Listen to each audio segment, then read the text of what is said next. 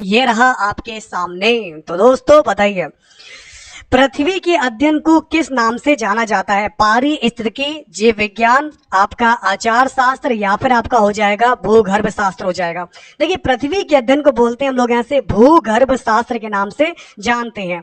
तो याद रखिएगा, आपका राइट आंसर हो जाएगा जियोलॉजी। ठीक है, इसका राइट आंसर मेरे प्यारो क्या हो जाएगा? आपका राइट आंसर यहां से हो जाएगा जियोलॉजी। अगर आपका आंसर आ रहा है जियोलॉजी, बिल्कुल राइट हो जाएगा। वेरी गुड क्लास, बहुत बढ़िया। अब बढ़ते हैं आगे। अगला क्वेश्चन आपके सामने है, 1 किलोवाट घंटा किसके बराबर होता है? तो चलिए मेरे प्यारे दोस्तों, सभी लोग बताएंगे कि भाई 1 किलोवाट घंटा किसके बराबर होता है। ये लो, आ गया आपके सामने क्वेश्चन। कितनी बार आपको पढ़ाया? 1 किलोवाट घंटे का मतलब क्या होता है? 1 किलोवाट ये हो गया, और इंटू 1 घंटा ये हो गया। 1 किलोवाट में 1 किलोवाट ये हो गया, 1 घंटा हो गया। 1 किलोवाट मेरे प्यारो 1000 वाट होते हैं, और 1 घंटा में हमारा 3600 सेकंड होते हैं। तो 3600 हमारे सेकंड हो गए। ओके, ये वाट ये जूल प्रति सेकंड में आ जाएगा। देखिए दोस्तों, किलो वाट को हम लोग लिख सकते हैं यहाँ पर जूल प्रति सेकंड में, और हमारा सेकंड से सेकंड कट जाएगा दोस्तों। किलो वाट को हम लिख सकते हैं यहाँ पर 1000 जूल प्रति सेकंड में, सेकंड से सेकंड कट जाएगा, और हमारा ये आ जाएगा दोस्तों यहाँ से 1000 इंटू 3600, और ये वैल्यू आपकी जूल में आ जाएगी। तो इसलिए हम क्या करेंगे यहाँ पर 1 2 3 4 5 6 3.6 लिखेंगे, और 10 की पावर 6 लगाएंगे, और आगे क्या आ जाएगा? जूल आ जाएगा। तो आपका राइट आंसर क्या हो जाएगा? ऑप्शन नंबर सी आ जाएगा। बाकी आप लोग को वैल्यू याद भी होगी भाई, कितना होता है भाई? 1 किलोवाट घंटा होता है 3.6 इंटू 10 की पावर 6 जूल होता है आपका करेक्ट आंसर। बाकी अगर आपको याद हो तो डायरेक्ट लगा सकते हैं। आप एक सीरीज दे रखी है, 1 है, 2 है, 4 है, 7 है, 11 है, 16 है। अगला स्टेप क्या होगा? इस सवाल को बताने के लिए सिर्फ 30 सेकंड मिलेंगे आप लोग को। तो बिल्कुल देखते हैं, सबसे पहले आप लोगों में से कौन बताएगा कि आपका यहां से करेक्ट आंसर क्या हो जाएगा। तो चलिए दोस्तों, लगाइए, आपका समय शुरू होता है अब। 1 है, 1 के बाद 2 आ रहा है, 2 के बाद 4 आ रहा है, 4 के बाद 7 है, 7 के बाद 11 है, 11 के बाद 16 है। नेक्स्ट स्टेप क्या होगा? फटाफट से बताइए। वीडियो को लाइक कर कीजिएगा, क्लास को शेयर कोशिश कीजिए ज्यादातर लोग जुड़ सके। पूरे पेपर को यहाँ पर देखते हैं आज कौन सॉल्व करके दिखाएगा। क्या आप इस पेपर को सॉल्व कर पाएंगे? आइए देखते हैं कौन कौन है जो आज पूरा पेपर यहाँ पर सॉल्व करके दिखाएंगे, और एक भी क्वेश्चन बिना गलत करे। 1 2 4 7 11 16, बिल्कुल सिंपल सा लॉजिक यहाँ पर आपका अप्लाई हो रहा है। 1 और 1 2, टाइम अप। देखते हैं यहाँ से आपका राइट आंसर क्या हो जाएगा। देखिए, 1 और 1 आपका 2 हो गया, 2 और 2 4 हो गया, 4 और 3 7 हो गया, 7 4 11 हो गया, 11 5 16 हो गया। तो 16 6 कितना हो जाएगा? 6 6 12, तो 16 और 6 आपका 22 हो जाएगा, और कॉमा 22 और 7 कितना हो जाएगा? तो 22 और 7 आपका 29 आ जाएगा। तो अगर मेरे प्यारो आपका आंसर आ रहा है 22 और 29, ऑप्शन नंबर बी होगा बिल्कुल राइट आंसर। तो भाई जिनका भी आंसर आ रहा है बी होगा बिल्कुल आपका सही जवाब। क्या बात है दोस्तों। अगला क्वेश्चन आपके सामने आपको दिया गया है, भार की एसआई इकाई बताएंगे। तो दोस्तों अब आपको बताना है भार की एसआई इकाई क्या होती है। क्या बात है दोस्तों, भार का मतलब समझते हैं आप लोग। भार का मतलब वेट होता है, जिसका मात्रक होता है न्यूटन में। भार का मात्रक आपका न्यूटन में मेजर करते हैं। ओके, यही बदलता है। द्रव्यमान सेम रहता है, लेकिन भार बदलता है। पृथ्वी पे भार अलग है, चांद पर भार हो जाता है 1/6। बदलता क्या है? भार बदलता है, लेकिन जो आपका द्रव्यमान होता है वो आपका कांस्टेंट रहता है। ये चीज तो हम लोग पहले ही पढ़ चुके हैं। ठीक है, चलिए अगला क्वेश्चन आपके सामने है। अब ये वाला क्वेश्चन सबसे पहले कौन बताएगा आप लोगों में से? और क्लास को लाइक करते रहेगा, क्लास को शेयर कीजिए दोस्तों, ताकि सभी लोग क्लास में जुड़ जाएं। और अगर आपका रेस्पॉन्स मिलेगा तो दोस्तों आपको यहाँ पर ग्रुप डी का भी डेली पेपर सॉल्व करवाया जाएगा। जेड की वर्तमान आयु ए की आयु से आधी है। ओके, क्या क्वेश्चन आपके सामने भाई? जेड की जो वर्तमान आयु है वो ए से आधी हो गई, लेकिन 5 साल के बाद ए और जेड के बीच का जो रेशियो है, 5 साल के बाद ए और जेड का रेशियो। सभी लोग क्लास को लाइक करते रहिए, क्लास को शेयर करते रहिए, बहुत ही इंपॉर्टेंट सेशन है। वीडियो को जिसने भी लाइक नहीं किया लाइक कर दीजिएगा, क्लास को शेयर कर दीजिएगा। ओके, तो बिल्कुल क्लास आपके लिए इंटरेस्टेड बन जाएगी। ओके, ध्यान दीजिएगा। अब जेड और ए की आयु आधी हो गई, 5 साल बाद दोनों का रेशियो पता है, 3 साल के बाद जेड की आयु याद कर लेनी है। अब ये क्वेश्चन आसान है कि मुश्किल है? आसान है। क्यों भाई? इसकी प्रैक्टिस आप लोगों ने बहुत बार करी है। जेड लिखा, ए लिखा, पी फॉर प्रेजेंट, और p + 5 ये है 5 साल बाद का है। अभी क्या है? जेड की आयु ए का आधा है। ओके, अगर ए 2 साल का है तो जेड 1 साल का हो गया। ठीक है, तो जेड की आयु कितनी होगी? ए का आधा हो गया। 5 साल बाद ए और जेड का रेशियो ये हो जाएगा। तो भाई ये आपका ए वाला 11 रहेगा और ये आपका 6 रहेगा। अब देखिए, समझिए, आपका डिफरेंस 1 का है, यहाँ डिफरेंस 5 का है, यहाँ 1 यहाँ 5, एक तरफ 1 आदमी एक तरफ 5 आदमी, बड़ी नाइंसाफी है। तो 5 बनाने के लिए क्या करेंगे, 5 एकम 5, 5 दूनी 10। अब सही है। अब 6 में से 5 घटाएं, चाहे 11 में से 10 घटाएं, चाहे 11 में से आप लोग यहाँ पर 10 घटाएं, तो आपका कितना बचेगा, x बराबर 5 आ गया। x बराबर 5 हो गया। तो प्रेजेंट टाइम का रेशियो इधर रखा है, ये z था तो 5 25। वर्तमान समय में z की आयु कितनी है, वर्तमान समय में z की आयु कितनी है, 25 साल है। लेकिन हमें वर्तमान नहीं चाहिए, हमें चाहिए 3 साल बाद। 3 साल बाद जो z होगा वो कितने साल का हो जाएगा, अभी जिसकी आयु 25 साल है, 3 साल कितना होगा, 25 का 26, 27, 28। तो आपका राइट आंसर कितना हो जाएगा, 28 हो जाएगा। तो अगर आप लोगों में से जिनका भी आंसर यहाँ पर 28 आ रहा बिल्कुल राइट है, 30 वाले गड्डी साइड लगा लें, बिल्कुल बाकी लोगों का रास्ता साफ है। 28 जिसका भी आंसर आ रहा बिल्कुल राइट है, वेरी गुड। चलिए अगला क्वेश्चन आपके सामने है, इनमें से कौन सी पुस्तक डॉक्टर APJ अब्दुल कलाम द्वारा लिखित नहीं है। तो ये वाला क्वेश्चन भी काफी इंपॉर्टेंट दिया गया भाई कि इनमें से कौन सी पुस्तक आपके डॉक्टर APJ अब्दुल कलाम के द्वारा लिखित नहीं है। आपका साइंटिफिक इंडियन हो जाएगा, आपका इनविजनिंग एंड एम्पावर्ड नेशन होगा, माई कंट्री माई लाइफ, या फिर आपका होगा इग्नाइटेड माइंड्स हो जाएगा। देखिए अगर हम इस क्वेश्चन की बात करेंगे तो माई कंट्री माई लाइफ, जी हाँ साथियों, माई कंट्री माई लाइफ ये किताब आपकी लाल कृष्ण आडवाणी जी की पुस्तक है।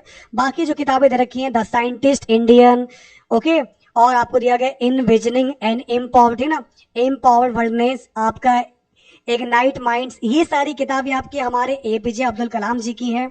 ओके, इसके अलावा अग्नि की उड़ान, विंग्स फायर, ओके, और आपका विजय 2020, मेरे सपनों का भारत, अदम्य साहस, ये सारी किताबें भी आपकी अब्दुल कलाम जी की ही हैं।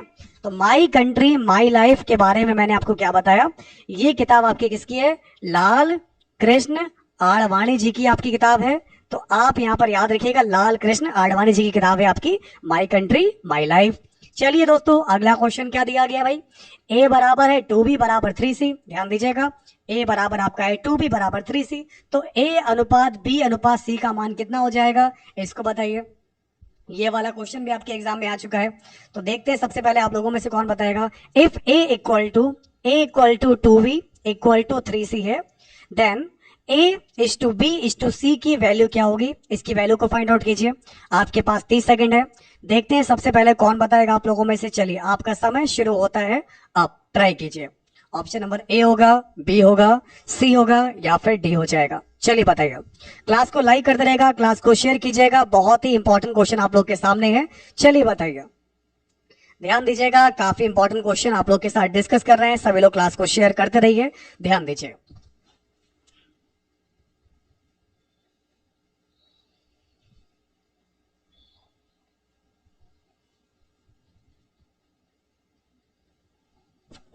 Very good. तो भाई जिसका भी आंसर यहां से आ रहा है ऑप्शन नंबर C आ रहा है, बिल्कुल राइट हो जाएगा। तो प्यारे साथियों ऑप्शन C बिल्कुल राइट होगा। कैसे, देखिए कुछ नहीं करना होता है, जहां पर A लिखा है तो A के नीचे हमारा 1 आ जाएगा, क्योंकि इसके पड़ोस में 1 है, बराबर बराबर नहीं लिखेंगे। यहाँ पर B है, इसके नीचे मेरा है क्या आ जाएगा दोस्तों, यहाँ पर 2 दे रखा है, 1/2 आ जाएगा, कोई दिक्कत नहीं है, बराबर। C के नीचे हमारा क्या आ जाएगा, 1/3 आ जाएगा। बस यही चीज आप लोग को दिखानी थी कि इस प्रकार मेरा क्या होगा, यहाँ से A अनुपात B अनुपात C बराबर आ जाएगा 1 अनुपात 1/2 अनुपात 1/3।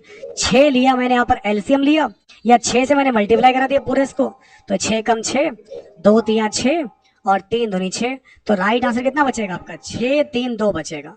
ओके, तो मेरे प्यारे साथियों आपका राइट आंसर कितना हो जाएगा, 6 अनुपात 3 अनुपात 2, 6 अनुपात 3 अनुपात 2 होगा आपका यहाँ से बिल्कुल करेक्ट आंसर। अब आप लोग का अगला क्वेश्चन आपके सामने आपको दिया गया है, असंगठित क्षेत्र के कर्मचारियों के लिए प्रधानमंत्री श्रम योगी मानधन योजना की शुरुआत की घोषणा अंतरिम बजट में की गई थी। तो इस योजना के मुताबिक कितने रुपए से कम आय वाले असंगठित क्षेत्र के कर्मचारियों को सह योजना, यह जो योजना आपकी आच्छादित करेगी, 16,000, 15,000, 10,000 या फिर 12,000। चलिए बताइए।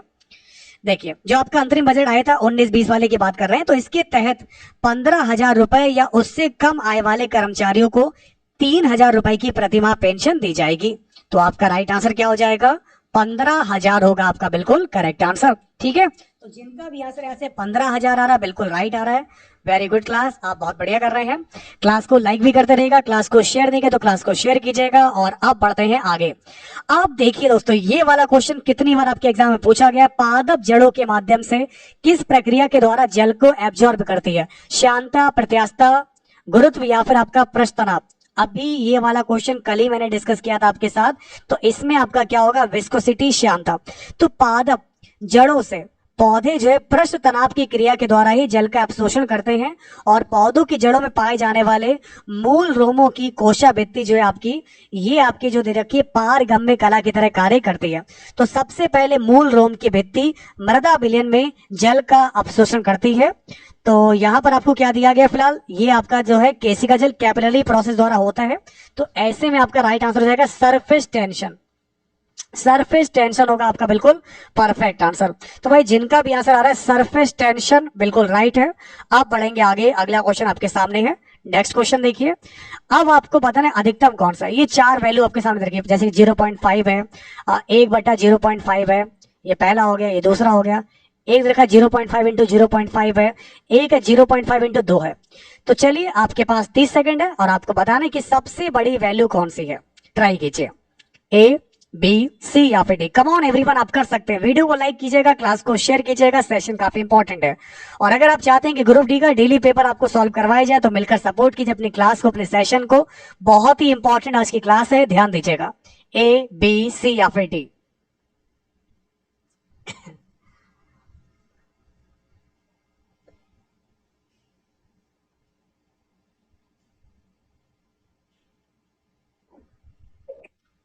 ओके, वेरी गुड क्लास, आप बहुत बढ़िया कर रहे हैं। देखिए दोस्तों, यहाँ पर आप लोग को पता नहीं कि अधिकतम वैल्यू क्या होगी, तो बिल्कुल ध्यान से आप लोग समझिए। बढ़िया क्वेश्चन आप लोग के सामने आप लोग को दिया गया है। देखिए, जैसे 0.5 का मतलब 0.5 दे रखा है। अच्छा, 1/0.5 है, पॉइंट हटाया, 0 बढ़ाया तो 5 गुना 10, इसके वाले 2 आ गए। 5 25, इसके वाले हो जाएंगे 0.25 आ जाएंगे। और 0.5 के मल्टीप्लाई 2 से करेंगे तो 5 1.0 आ जाएगा। तो देख लिया आपने, सबसे बड़ी वैल्यू क्या आ गई? 2 आ गई। और 2 किस में आ रहा है? बी वाले में आ रहा है। इसका मतलब आपका राइट आंसर क्या होगा? ऑप्शन नंबर बी हो जाएगा। ठीक है, वेरी गुड, बहुत बढ़िया, बहुत अच्छे बात। अब देखिए आपका अगला क्वेश्चन देखिए। 2 लोग हैं आपके, एक हो गया एल, एक हो गया एम हो गया। 2 लोग आपको यहाँ पर दिए गए एल और एम। ये काम को क्रमशः 30 और 90 दिन में कर लेते हैं।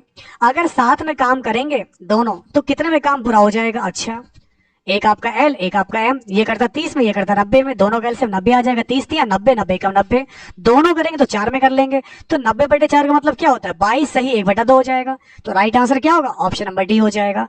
वेरी गुड क्लास, अगला क्वेश्चन देखिए। गांधी शांति पुरस्कार, साथियों ध्यान दीजिएगा।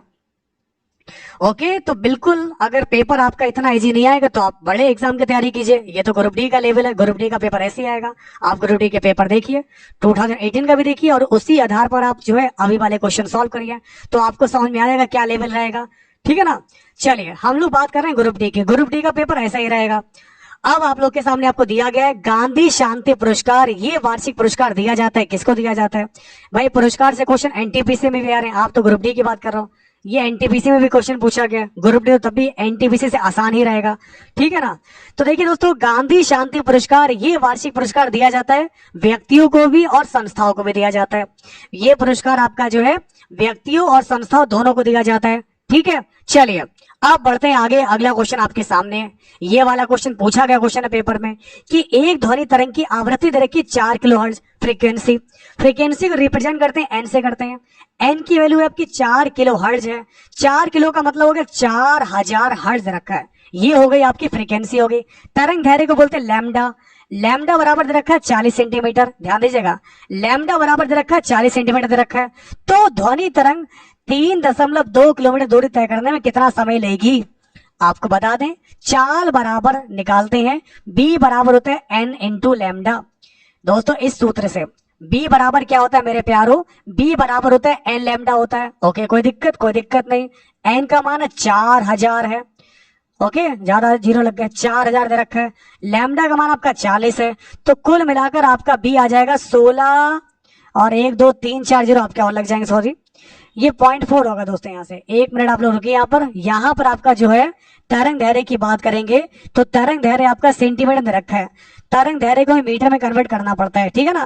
तरंग दैर्घ्य की वैल्यू मीटर प्रति सेकंड में 4 निकालनी है मुझे, तो इसको लिखेंगे 0.4 मीटर कर लेंगे। क्या कर लेंगे, ये सेंटीमीटर था, 100 से डिवाइड करेंगे हमारा मीटर में आ जाए, आपको दिक्कत नहीं है।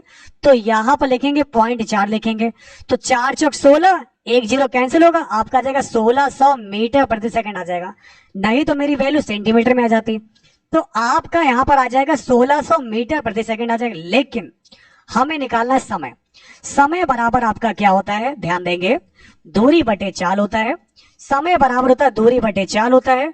दूरी हमारी जो रखी है यहाँ पर क्या हो जाएगी, देखिए 3.2 किलोमीटर है दूरी हमको दे रखी है, 3.2 किलोमीटर।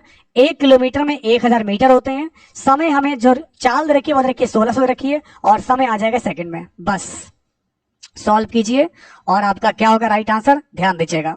तो मेरे प्यारे प्यारे मित्रों, हमारा 00 से 00 कैंसिल हो गया, पॉइंट हटाया, 0 से 0 कैंसिल हो गया, 16 दूनी 32, और हमारा बचेगा केवल 2 सेकंड बचेगा। ठीक है, तो जिसका भी आंसर यहाँ से आ रहा 2 सेकंड बिल्कुल राइट हो जाएगा। वेरी गुड क्लास, बहुत बढ़िया। तो अगर आपका आंसर यहाँ पर 2 सेकंड आ रहा बिल्कुल राइट हो जाएगा। वेरी गुड क्लास, बहुत बढ़िया। तो पढ़ाई पर फोकस कर लीजिए। अब बढ़ते हैं आगे। नेक्स्ट क्वेश्चन आपके सामने आपको दिया गया, इसको बताइए। महाभारत में उल्लिखित कुरुक्षेत्र नामक प्रसिद्ध युद्ध क्षेत्र के निकट स्थित है रावलपिंडी, मेरठ, नई दिल्ली, या फिर आपका हो जाएगा दोस्तों यहाँ से अंबाला शहर हो जाएगा। अब ये वाला क्वेश्चन आप लोग के एग्जाम में देखने को मिल सकता है आपको, तो ध्यान दीजिएगा। यहाँ पर आपका राइट आंसर क्या होगा, वेरी इंपॉर्टेंट क्वेश्चन, अंबाला शहर। महाभारत में उल्लिखित जो आपका कुरुक्षेत्र था, ये प्रसिद्ध युद्ध क्षेत्र जो है अंबाला शहर के निकट में स्थित है। ये कहां पर मिलेगा आपको, अंबाला शहर में मिलेगा। तो आपका सही जवाब हो जाएगा ऑप्शन नंबर डी होगा, बिल्कुल आपका करेक्ट आंसर। चलिए नेक्स्ट क्वेश्चन आपके सामने है।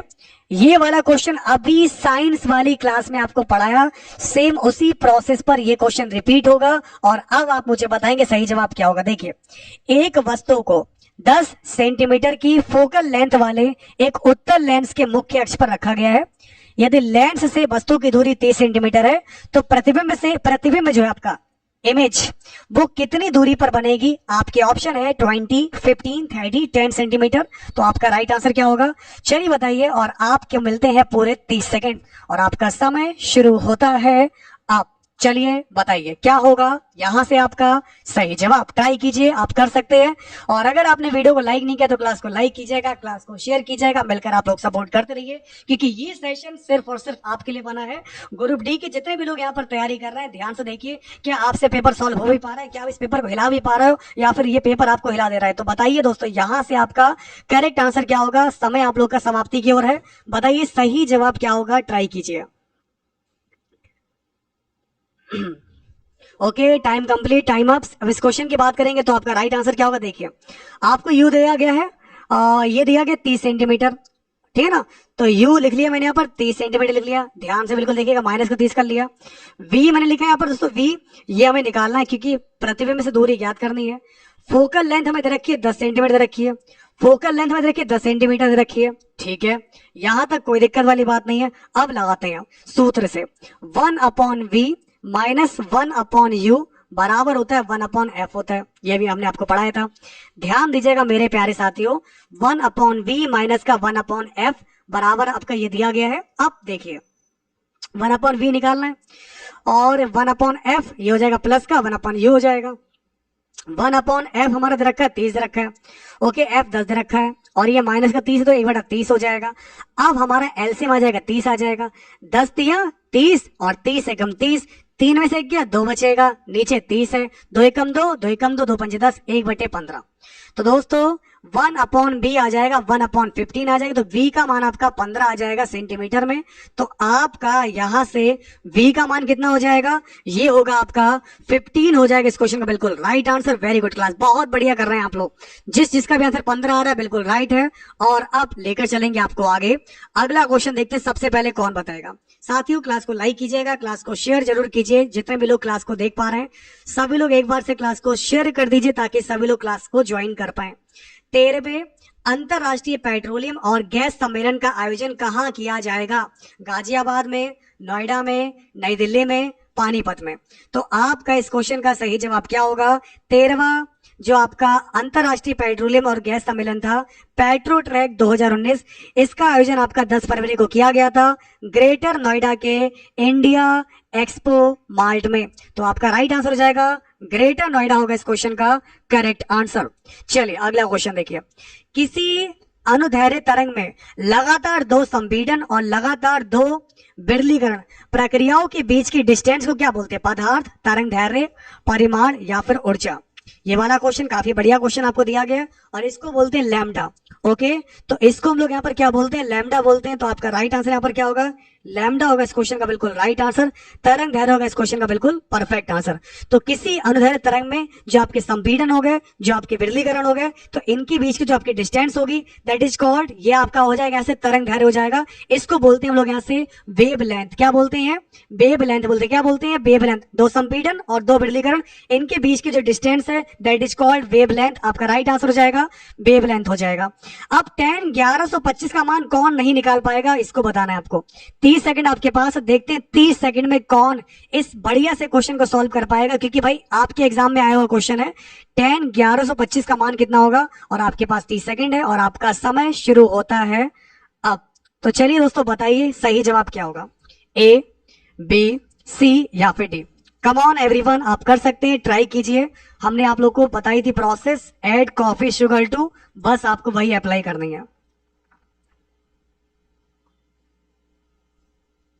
और क्लास को शेयर करते रहिए, सभी लोग क्लास को कोशिश कीजिए ज्यादा से ज्यादा शेयर कीजिएगा ताकि सभी लोग क्लास को ज्वाइन कर पाए।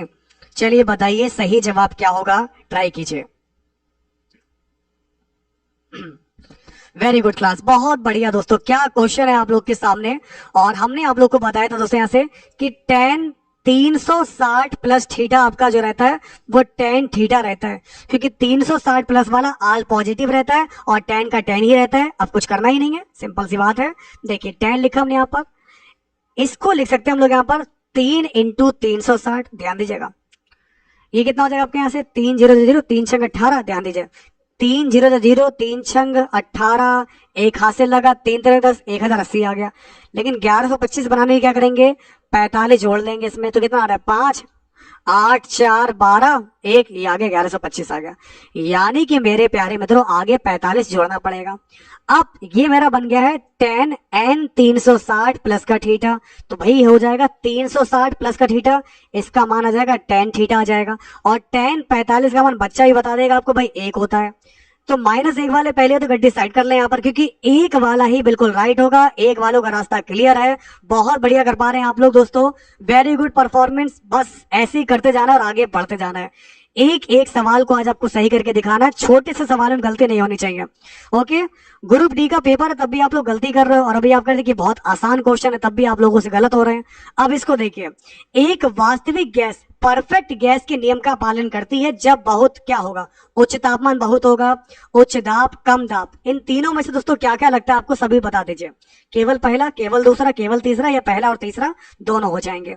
अच्छा, अगर हम वास्तविक गैस की बात कर लेते हैं तो आपको बताते हैं कि वास्तविक गैस के लिए तापमान बहुत ज्यादा कर देते हैं तथा दाब बहुत कम कर देते हैं, तो उनके अणु दूर दूर हो जाएंगे, जिससे ये गैस परफेक्ट गैस के नियम का पालन कर लेगी। तो ऐसे में आपका राइट आंसर क्या होगा? ऑप्शन नंबर बी होगा। यहां पर आपको दिया गया केवल उच्च दाब हो जाएगा, ठीक है ना। तापमान बहुत ज्यादा कर दे, इसमें तापमान जो देंगे, टेम्परेचर वो बढ़ा देंगे। यहाँ पर तापमान जो हम लोग बहुत ज्यादा कर देंगे, ओके, और जो दाब होगा, प्रेशर को कम कर देंगे। तापमान को बढ़ा देंगे, प्रेशर को कम कर देंगे, तो इससे क्या होगा? जो अणु होते हैं वो दूर दूर हो जाएंगे, और जब अणु दूर दूर हो जाएंगे तो परफेक्ट गैस हो गई हमारी। तो आपका राइट आंसर यहाँ पर क्या हो जाएगा? देखिए हमारा दे रखा है उच्च तापमान, लेकिन दाब आप लोग का कम लगेगा। अब ऐसा कोई ऑप्शन दिया नहीं गया यहाँ पर, ठीक है ना। तो हमारा आंसर दूसरा और तीसरा आना चाहिए था, यहाँ पर दूसरा और तीसरा आना चाहिए था कि भाई दूसरा वाला भी सही है, तीसरा वाला भी सही है। क्योंकि हमें क्या करना है यहाँ पर दोस्तों, ध्यान दिए, हमारा क्या करना है? हमें यहाँ पर तापमान को बढ़ाना है। यहाँ पर देखिए दे रखा है तापमान को बढ़ाना है और दाब को कम करना है। टेम्परेचर को बढ़ाना है, दाब को कम करना है। तो यहाँ पर राइट आंसर क्या हो जाएगा? पहला वाला हो जाएगा, तीसरा वाला कहीं दे रखा है, हाँ ये रखा है, डी वाले में दे रखा है। तो आपका मेरे प्यारे साथियों राइट आंसर क्या हो जाएगा? डी वाला हो जाएगा। तो जो लोग हमारा सुने सुनाए में आंसर बी कर गए होंगे वो गलत कर गए, क्योंकि अभी हमने आपको क्या समझाया था भाई, टेम्परेचर बढ़ेगा और इसमें आपका क्या होगा, प्रेशर कम होगा। ये दोनों चीजें जब अप्लाई होंगी तभी वो गैस आपकी बन पाएगी, परफेक्ट गैस बन पाएगी, अदरवाइज नहीं बनेगी। तो आपका राइट आंसर क्या हो जाएगा, पहला और तीसरा हो जाएगा। ठीक है, चलिए अब बढ़ते हैं आगे। इसको देखिए, हमने आपको प्रथम अनुपात, द्वितीय अनुपात, तृतीय अनुपात और चतुर्थ समानुपात ये सब कुछ आपको पढ़ाया है। अब आप हमें बताएंगे यहाँ पर कि 4, 8, 7 का चौथा समानुपाती क्या होगा। आपके पास केवल 30 सेकंड है और आपका समय शुरू होता है। अब क्या होगा सही जवाब, चलिए बताइए। और साथ ही वीडियो को लाइक नहीं किया तो लाइक कीजिएगा, क्लास को शेयर करते रहिए, क्योंकि ये सेशन काफी इंपॉर्टेंट और इसी तरीके के क्वेश्चन आपके एग्जाम में देखने को मिलेंगे। ठीक है, देखते हैं यहाँ पर कौन इस क्वेश्चन को लगा पाता है। चलिए ट्राई कीजिए और क्लास को लाइक कीजिएगा, क्लास को शेयर कीजिएगा। बहुत कम लोगों ने अभी तक क्लास को लाइक किया है और बहुत कम लोगों ने क्लास को शेयर किया है, तो सभी लोग मिलकर सपोर्ट करते रहे, क्योंकि ये सेशन काफी इंपॉर्टेंट आज का रहने वाला है। ध्यान से बिल्कुल पढ़िए और बताइए करेक्ट आंसर क्या होगा।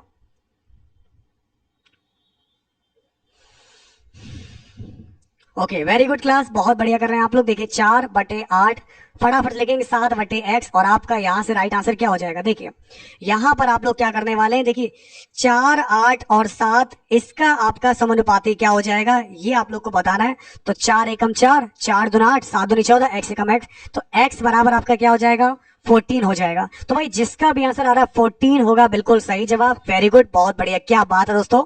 अगर आपका आंसर यहां से आ रहा है 14 होगा इस क्वेश्चन का बिल्कुल आपका करेक्ट आंसर। हाल ही में किसने इंडोनेशिया मास्टर्स 2019 बैडमिंटन खिताब जीता है। तो आप मेरे प्यारे दोस्तों आप लोग बताइए, अभी हाल ही में किसने इंडोनेशिया मास्टर्स 2019 बैडमिंटन खिताब जीता है। सिंधु जी ने, नेहवाल जी ने, या फिर कैरोलिना मारिन जी ने इसको जीता है।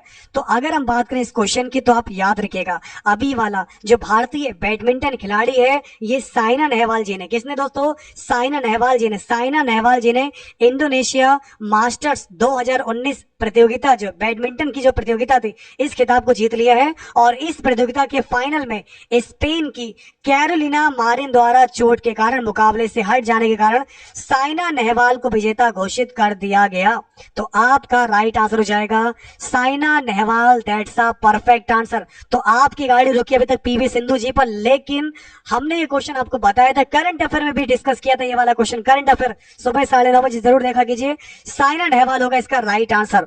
अब बढ़ते हैं आगे, अगला क्वेश्चन आपके सामने है, किसी तत्व की परमाणु संख्या का निश्चय किया जाता है किसके द्वारा। देखिए जो परमाणु संख्या होती है, ये चीज तो हमने अभी आपको पढ़ाई थी साइंस वाली क्लास में। परमाणु संख्या को बोलते हैं परमाणु क्रमांक, और परमाणु क्रमांक बराबर होता है प्रोटॉनों की संख्या के, इलेक्ट्रॉनों की संख्या के, सबके बराबर होता है। तो ऐसे में आपका राइट आंसर क्या हो जाएगा। अब आप बोल सकते हैं कि सर हाँ बिल्कुल राइट हो जाएगा इसका। तो एक अणु में प्रोटॉनों की संख्या के बराबर होता है। परमाणु क्रमांक जो होता है इसको जेड से रिप्रेजेंट करते हैं और P4 होता है प्रोटॉनों से रिप्रेजेंट करते हैं। तो आपका राइट आंसर हो जाएगा जो आपका परमाणु क्रमांक होगा। तो मेरे सभी प्यारे दोस्तों ध्यान दीजिएगा, जो आपका परमाणु क्रमांक होता है ये बराबर होता है प्रोटॉनों की संख्या के। वहीं हमने इसके साथ में एक फॉर्मूला आप लोगों के साथ और डिस्कस किया था, वो होता है A बराबर P+N। ये क्या है, A का मतलब हो गया आपका यहाँ से एटॉमिक नंबर, आई मीन द्रव्यमान संख्या, P for proton, N for neutron. तो द्रव्यमान संख्या बराबर होता है प्रोटॉनों और न्यूट्रॉनों की संख्या के योगफल के बराबर होता है। तो आपका राइट आंसर क्या हो जाएगा, डी वाला आंसर बिल्कुल करेक्ट आ जाएगा। अब देखिए राष्ट्रीय खेल नहीं पढ़े हैं तो फिर पढ़ लीजिएगा। कुछ देश हैं उनके राष्ट्रीय खेल हैं जो हमेशा पेपर में आते हैं, उसी में से एक क्वेश्चन आप लोगों से पूछ रहे हैं कि भाई बताइए फुटबॉल किसका राष्ट्रीय खेल नहीं है, ये आपको बताना है। तो चलिए आप लोग बताइए।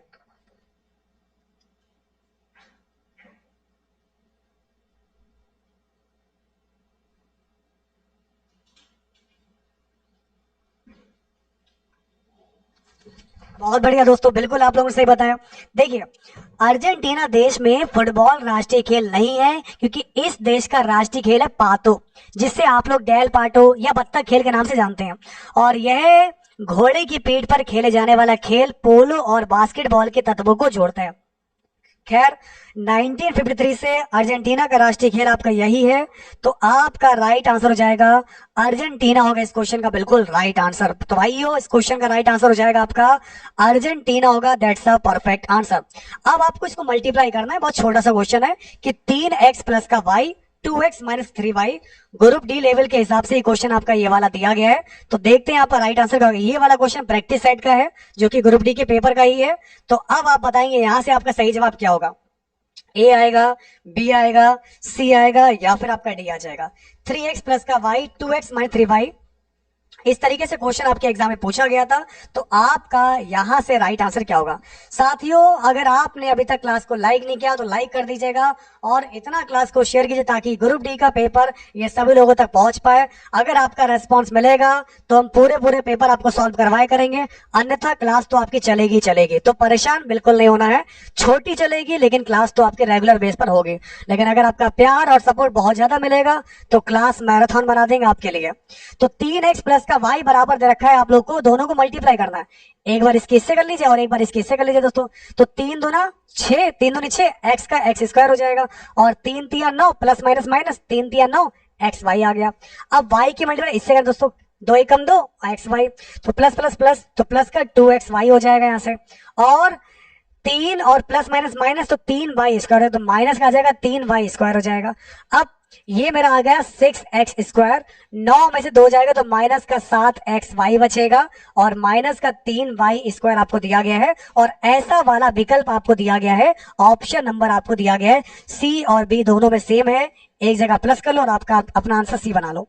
तो 6x स्क्वायर माइनस का 7xy माइनस का 3y स्क्वायर, ये होगा इस क्वेश्चन का बिल्कुल करेक्ट आंसर। वीडियो को लाइक कीजिएगा, क्लास को शेयर कीजिएगा और अब बढ़ते आगे। हाँ, ऑप्शन सेम है, बिल्कुल मैंने भी देखा यहाँ पर ऑप्शन सेम दिए गए, इसलिए एक ऑप्शन को हमने यहाँ पर जबरदस्ती बदल दिया और अपना आंसर जो हमें लाना था वो हमारा ले आया यहाँ पर कि हमारा आंसर जो आ रहा है वो बिल्कुल परफेक्ट है।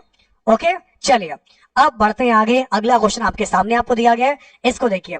पानी को ब्लीचिंग पाउडर में मिलाने पर कौन सी गैस निकलती है? ये वाला क्वेश्चन तो काफी इंपॉर्टेंट क्वेश्चन है। इस तरीके से केमिस्ट्री के क्वेश्चन विज्ञान में आपको देखने को मिलेंगे।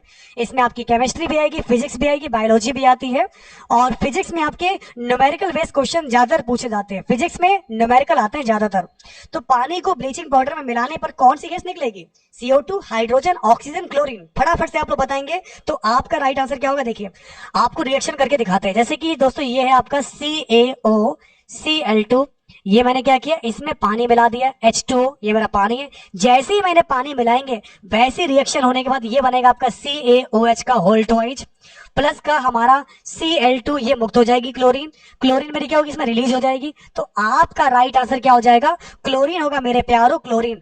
तो ब्लीचिंग पाउडर का जो रासायनिक सूत्र होता है ये है CaOCl2, दैट इज कॉल्ड, ये आपका ब्लीचिंग पाउडर है।